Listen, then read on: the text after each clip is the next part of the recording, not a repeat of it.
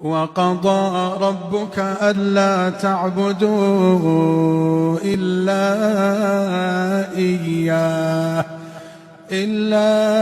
إياه وبالوالدين إحسانا إما يبلغن عندك الكبر أحدهما أو كلاهما فلا تقل لهما أف ولا تنهرهما وقل لهما قولا كريما واخفض لهما جناح الذل من الرحمة وقل رب ارحمهما كما ربياني صغيرا ربكم أعلم بما في نفوسكم